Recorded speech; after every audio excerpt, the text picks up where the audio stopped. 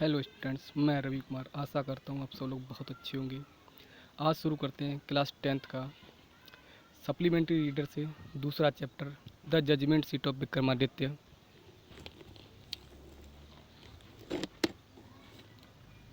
देखते हैं इसका Hindi explanation.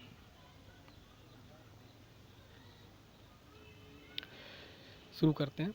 We are all familiar with the name of Vikramaditya.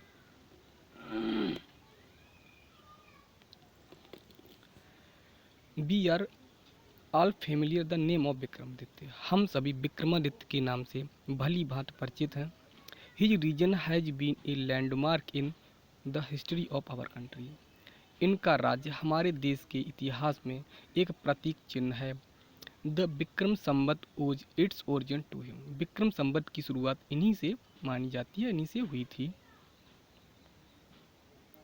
Aldous, हालांकि, his name is so famous, हालांकि इनका नाम इतना प्रसिद्ध है, it is strange that we hardly know anything definite about his life. हालांकि इनका नाम तो बहुत प्रसिद्ध है, लेकिन निश्चित तौर पर हम इनके जीवन के बारे में बहुत कम जानते हैं।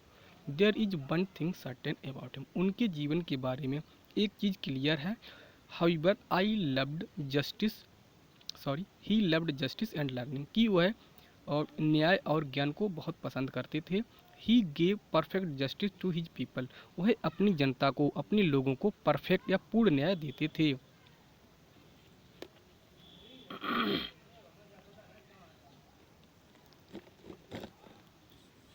फिर and gathered learned man about him in his court. और उनके दरबार में जो ज्ञानी लोग होते थे, विद्वान लोग होते थे, वो रहते थे। इट इज सैड, ऐसा कहा जाता है, दैट कि ही वॉज द ग्रेटेस्ट जज इन हिस्ट्री, कि इतिहास में वो सबसे महान न्यायाधीश थे।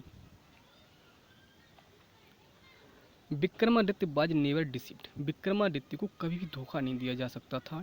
नॉर, और ना he did he never punish the wrong man, और ना ही वो कभी किसी गलत व्यक्ति को दंड देते थे। कहने का मतलब है कि वो कभी भी निर्दोष को दंडित नहीं करते थे। The guilty trembled when they came before him, for they knew that his eyes would look straight into their guilty. वो कह रहे हैं कि द गल्टी, अपराधी, ट्रेम्बल्ड, कांपते थे, when they came before him, जब वो उनके सामने आते थे। जब भी अपराधी उनके सामने आते थे तो वो कांपते थे। चूंकि, फॉर का मतलब था चूंकि, दे न्यू, वो जानते थे, दैट की his eyes would look straight into their guilty, कि वो उनके अपराध को सीधे देख लेंगे। मतलब अपराधियों को पता था कि विक्रमादित्य उनके अपराध को सीधे, उनके अंदर जो अपराधी प्रवृत्ति है ना, उसको देख लेंगे। And those who come to him with difficult problems were always satisfied by the way he solved them. And those who came, और वो लोग जो उनके पास आते थे अपनी समस्याओं को, अपनी झगड़ों को लेके, वर ऑलवेज सेटिस्फाइड, वो हमेशा संतुष्ट होते थे। By the way he solve them, जो भी वो अपना निर्णय देते थे उस निर्णय से वो एकदम से संतुष्ट होते थे, कि हमें लगता था कि हाँ ये सही है। And so in India after him whenever any जज pronounced his judgement with great school.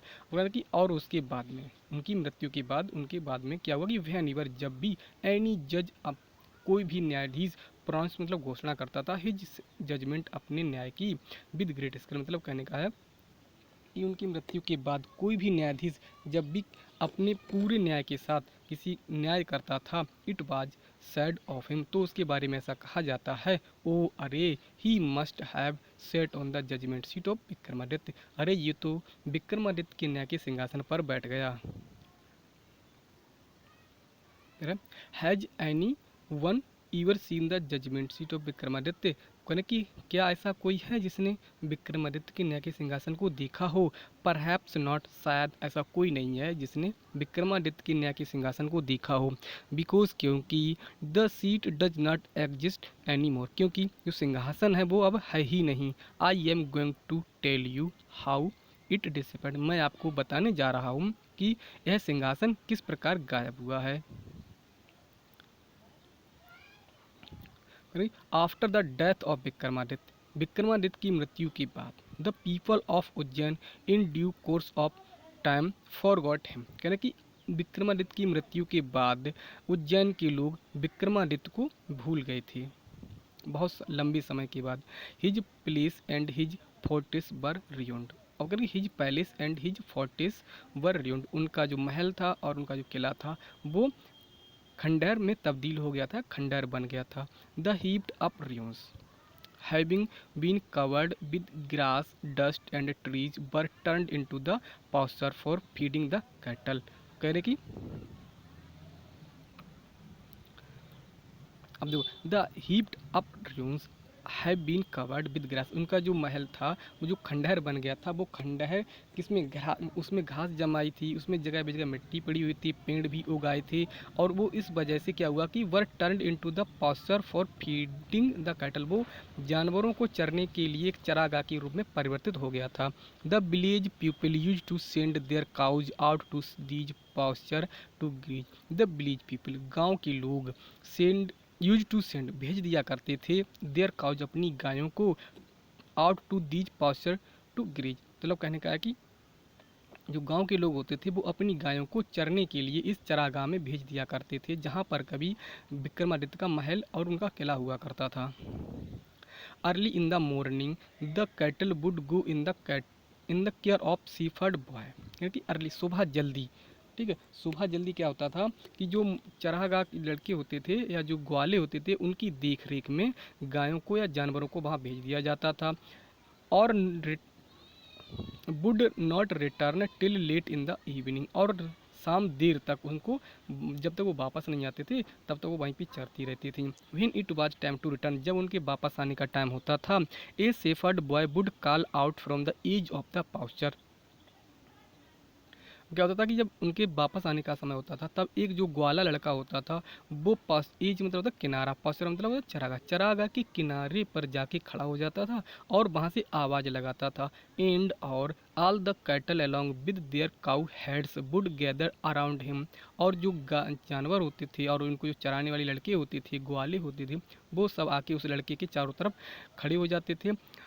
फिर and together they would turn homewards, और फिर वो सब साथ में घर की तरफ चलते थे या घर के रास्ते पर चल देते थे।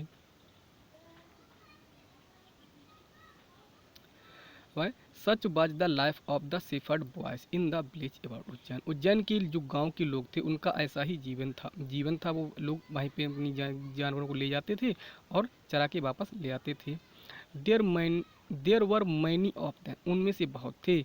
And in the long days on pass, मतलब उनमें से बहुत से लोग थे जो बहुत दिनों तक उसमें पासर में अपनी जानवरों को चराने के लिए ले जाते थे। They had plenty of time for fun, और वहाँ पर खेलने के लिए भी बहुत अच्छा समय था, मतलब मौज मस्ती भी लोग करते थे खूब। वन डे, एक दिन, दे फाउंड एक प्लेग्राउंड, एक दिन उन्हें वहाँ पर एक खेल का मैदान मिला। And how delightful it was, और उन्होंने कहा कि ओहो कितना मज़ेदार स्थान है ये। The ground under the trees was rough and uneven, जो ग्राउंड था, जो मैदान था वो पौध पेड़ों के नीचे था, रफ मीन्स भद्दा था, अनइवन मीन्स था उबड़ खाबड़ और भद्दा था। Here and there the ends of a great stone peeped out, और यहाँ वहाँ पर या कहीं कहीं पर ना पहाड़ों के या पत्थरों के नुकीले नोक बाहर निकली हुई थी। एंड इन द मिडिल, और उसके मैदान के बीचों बीच में, there was a green mound, उसके बीचों में एक हरा सा टीला था। Which looked very much like a जजेस सीट, और वो देखने में लगभग न्यायाधीश की सिंहासन की तरह लगता था।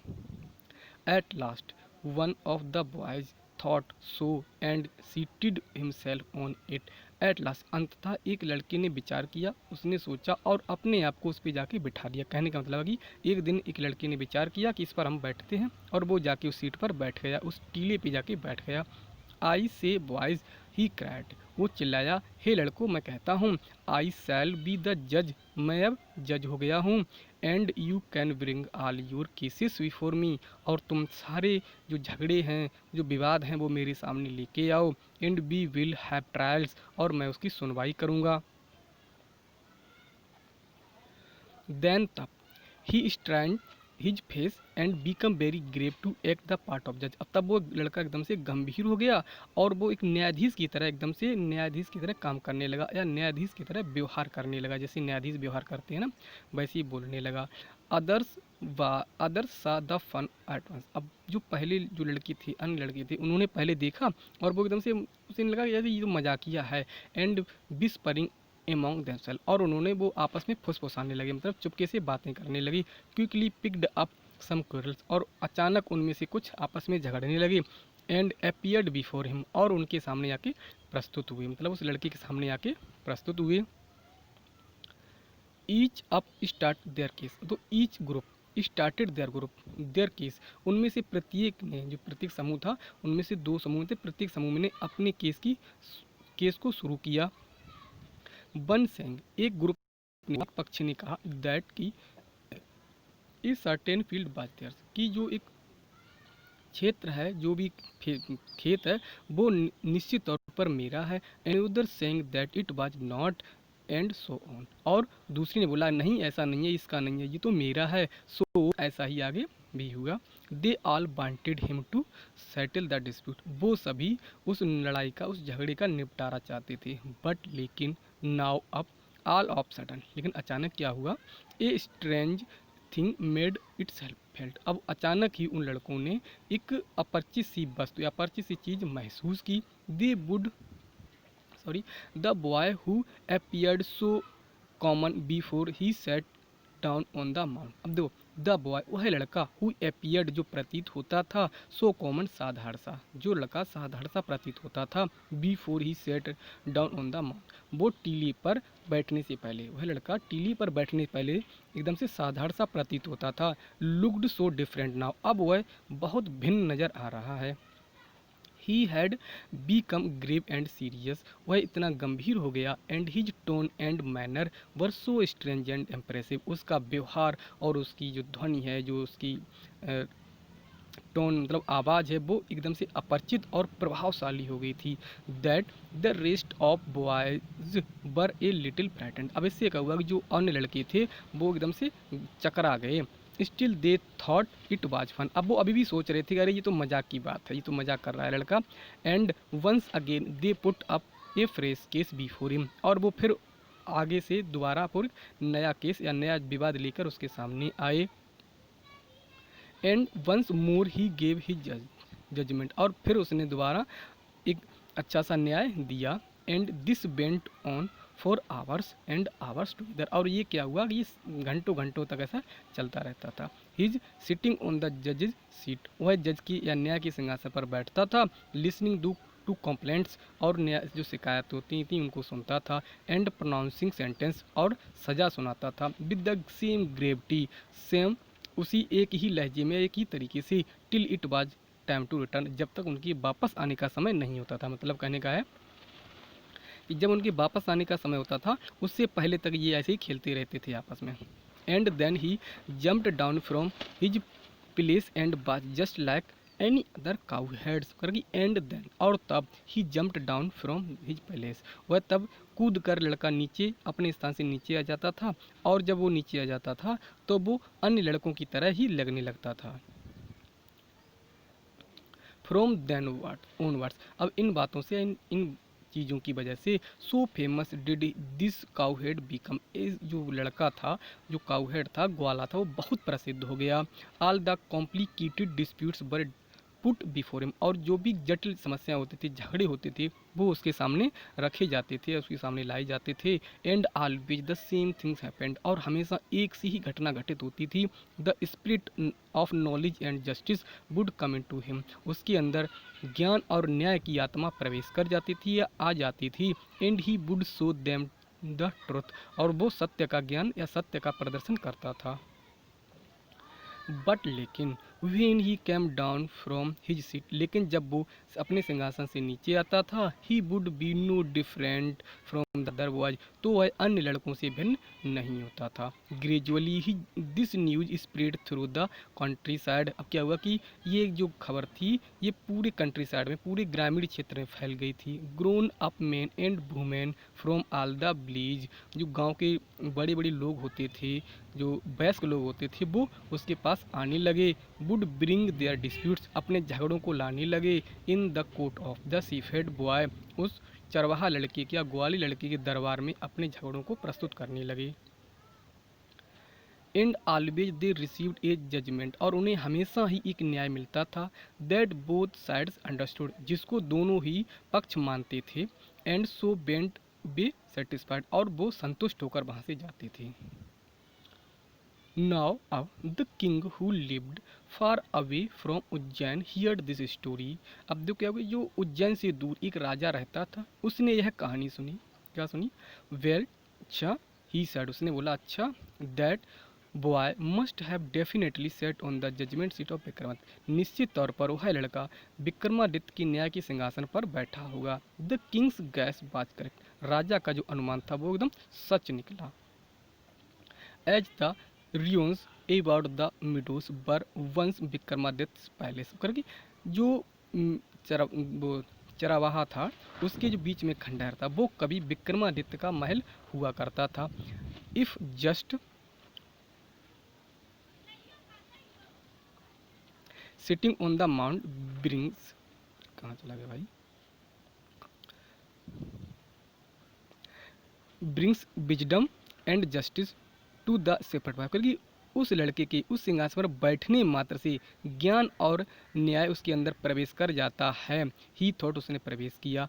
Late us dig deep and find the judgement seat, अब वो क्या बोला कि let us dig deep, dig means खोदना, डीप मीन्स गहरे। अब कह रहा है कि मैं इसको गहरे खुदवाऊंगा। फाइंड द जजमेंट सीट, और जो जजमेंट सीट है विक्रमादित्य की उसको मैं निकालूंगा।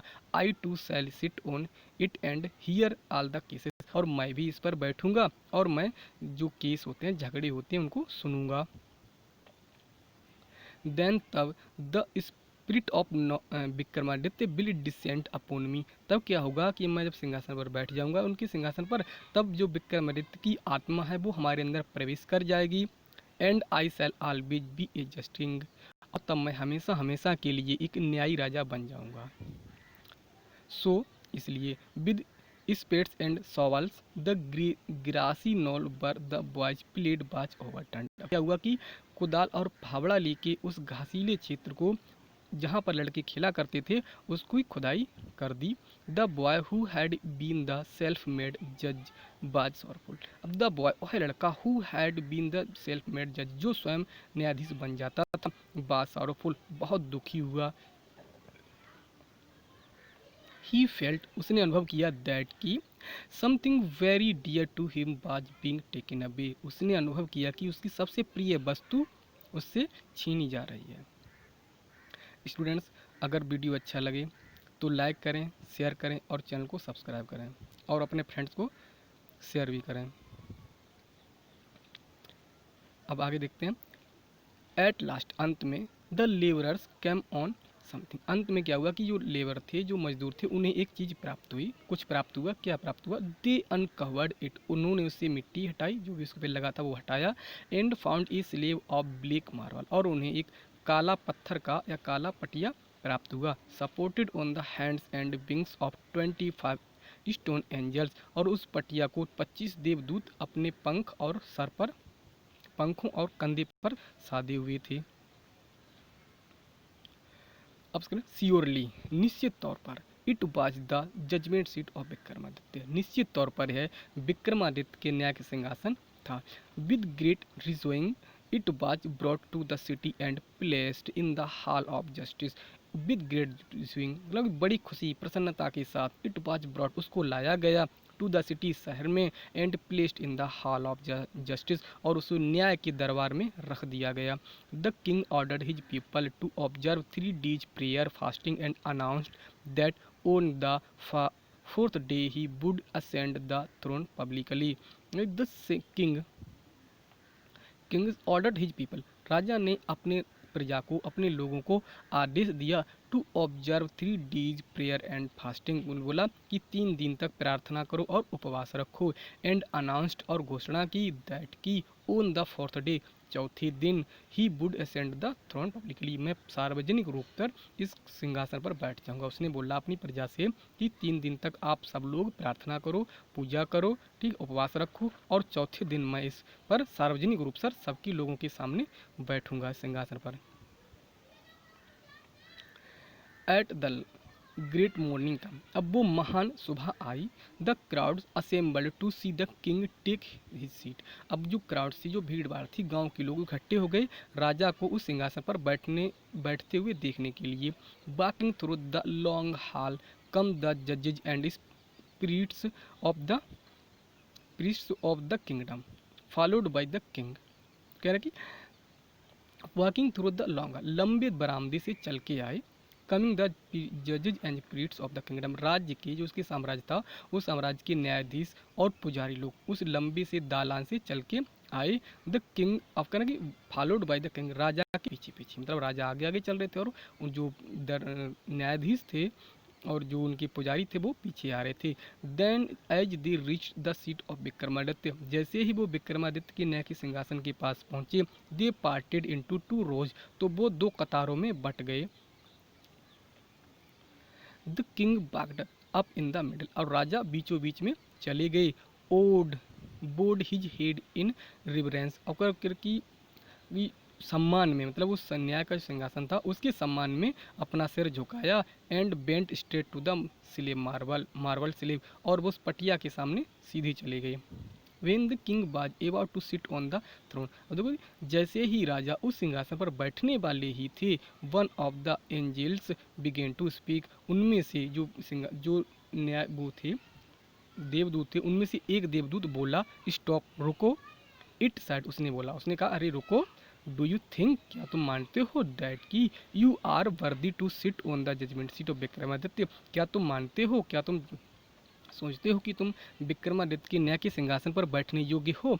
Have you never desire to rule over kingdoms that were not your own, क्या तुमने कभी भी उस सिंहासन को पाने के लिए, प्राप्त करने के लिए लालसा नहीं की है, या लालच नहीं किया है जो तुम्हारा खुद का नहीं है। फॉर ए व्हाइल, थोड़ी देर तक, the king could not think of an answer, थोड़ी देर तक वो कोई उत्तर नहीं सोच पाया। ही न्यू, वह जानता था, हिज लाइफ वॉज अनजस्ट, कि उसे पता था, वह जानता था कि उसका जो जीवन है वो अन्यायपूर्ण रहा है। आफ्टर ए लॉन्ग साइलेंस, थोड़ी देर तक, मतलब काफ़ी समय की शांति के बाद, ही स्पोक, वह बोला, वो कौन बोला, राजा बोला, नो नहीं, ही सेड, उसने बोला नहीं, आई एम नॉट वर्दी, मैं योग्य नहीं हूँ। Go then and fast and pray for 3 days said the angel, तो जो था एंजल, जो देवदूत था वो बोला अरे तो जाओ, प्रार्थना करो, उपवास रखो 3 दिन तक, मतलब कि 3 दिन तक प्रार्थना करो और उपवास रखो। सो दैट, इस प्रकार, you may purify your self, इसलिए कि तुम अपने आप को पवित्र या शुद्ध कर सको। And be worthy to sit on the throne, और तुम इस गद्दी पर बैठने के योग्य हो पाओ। With these words it spread its wings and flu away, और विद दीज वर्ड्स, इन्हीं शब्दों के साथ, इट स्प्रेड, इट का मतलब है देवदूत, स्प्रेड मतलब उन्हें फैलाए, इट्स विंग अपने पंखों को, एंड फ्लू अवे और उड़ गया। इन्हीं शब्दों के साथ देवदूत ने अपने पंखों को फैलाया और वो उड़ गया। द किंग प्रिपेयर्ड हिमसेल्फ, राजा ने अपने आप को तैयार किया। With prayer and with fasting to come again, राजा ने प्रार्थना करके और उपवास रखे अपने आप को तैयार किया। अब करें टू कम अगेन, पुनः आया। And sit on the judgement seat of Vikramaditya, judgment न्याय के सिंहासन, विक्रमादित्य की न्याय के सिंहासन पर बैठने के लिए। बट लेकिन this time again the same things happen, लेकिन इस बार भी क्या हुआ कि सेम घटना घटित हुई उसके साथ, वही सी घटना घटित हुई जैसे कि पहले हुआ था। Another angel stone angels asked him, एक दूसरे पत्थर के देवदूत ने उससे पूछा, if he had never desire to possess the riches of others, क्या तुमने कभी भी किसी दूसरे की संपत्ति या धन को प्राप्त करने के लिए लालच नहीं किया है। द किंग एडमिटेड, राजा ने स्वीकार किया, दैट की ही हैड डन सो, हाँ उसने ऐसा किया है। And therefore he was not worthy to sit on the judgement seat of Vikramaditya. इस प्रकार वह विक्रमादित्य के न्याय के सिंहासन पर बैठने योग्य नहीं है।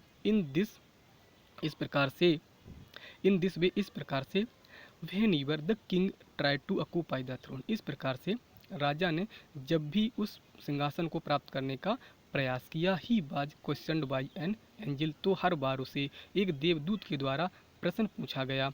ही हैड टू विड्रो, और उसको हमेशा उससे अलग रखा गया। This went on till only an one angel was left supporting the marble slab.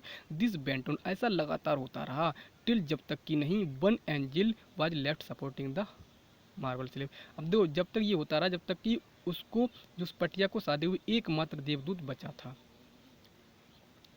The king bent near the throne with great confidence. जो राजा था वो बहुत ही विश्वास के साथ, बड़े विश्वास के साथ उस पटिया के पास, उस सिंहासन के पास गया। फॉर, चूँकि he felt sure of being allowed to take this place that day. उसे ये पूर्ण रूप से विश्वास था कि आज उसे इस पर बैठने के लिए अनुमति दे दी जाएगी।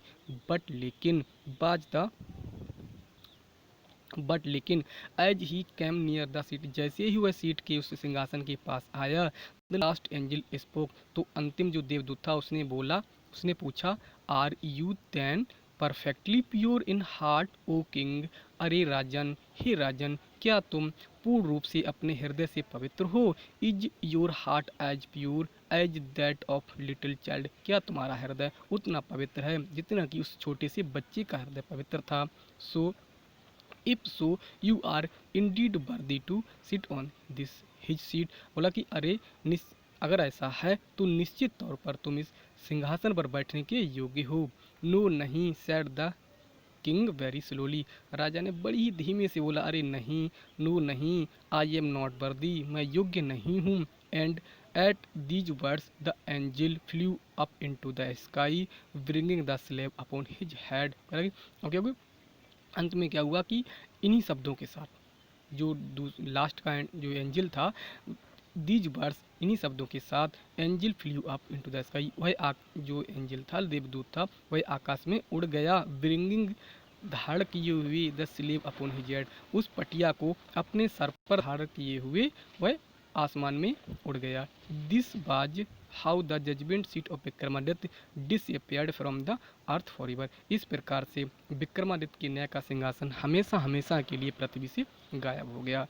स्टूडेंट्स, ये चैप्टर खत्म होता है। स्टूडेंट्स, अगर वीडियो अच्छा लगे तो सब्सक्राइब करें चैनल, लाइक करें और अपने दोस्तों को शेयर करें। मिलते हैं अगले चैप्टर में।